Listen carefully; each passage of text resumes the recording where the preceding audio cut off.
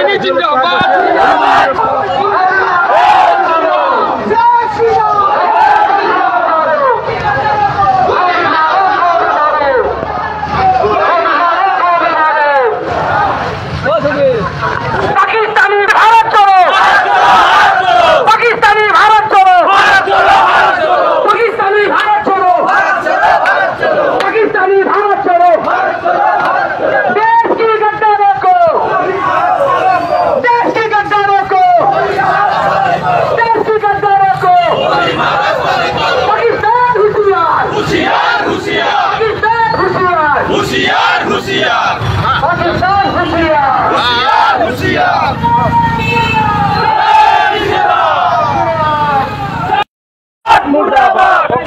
पाकिस्तान होशियार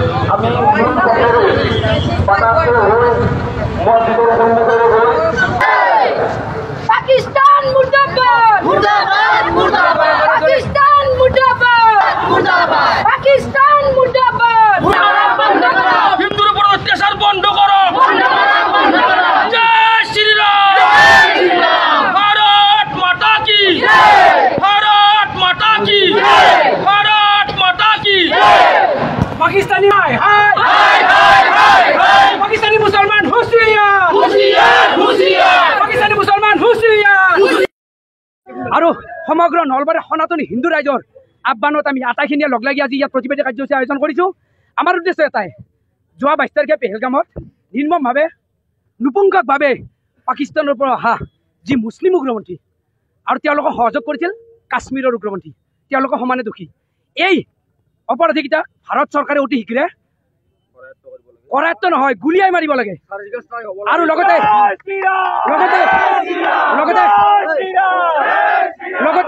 অতি শীঘ্ৰে ভাৰত চৰকাৰে পাকিস্তানত আক্ৰমণ কৰিব লাগে। আমি বিচাৰো এটাম বম ফেলে দিয়ক। এই পৃথিৱীৰ নক্সাৰ পৰা এটা অসভ্য জাতি নোহোৱা হৈ যাব। এই পৃথিৱীৰ নক্সাৰ পৰা পাকিস্তানত 10,000-15,000 কৰোৰ টকা দি ৰাফেল কিনিছে। সেই ৰাফেল আমাৰ 15 আগষ্ট বা 26 জানুৱাৰীত দেখাৰ কাৰণে বা পেৰেড কৰাৰ কাৰণে ৰাখিব নালাগে। এইটো পাৰিলে পাকিস্তান আৰু বাংলাদেশৰ ওপৰত এবাৰ ঘূৰাই দিব লাগে। আৰু আমাৰ বিশ্বাস মোদী চৰকাৰে এই চৰকাৰে পাৰিব, ইয়াৰ পিছত চৰকাৰ বা কোনোবা চৰকাৰ যি পাৰিব এইটো আমাৰ আশা নাই। সেইকাৰণে মই মোদী চৰকাৰ বা অমিত শ্বাহ ডাঙৰীয়া এই কেন্দ্ৰীয় চৰকাৰক মই আহ্বান জনাইছোঁ আমাৰ এই বজৰং দলৰ ফালৰ পৰা, যাতে এই যুদ্ধই মেইন চলিউশ্যন বুলি আমি ভাবোঁ।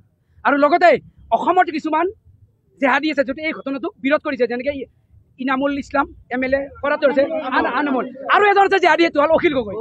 অখিল গগৈ চৰকাৰে অখিল গগৈ অতি এৰেষ্ট কৰিব লাগে আৰু জেলত ভৰাই যাব লাগে।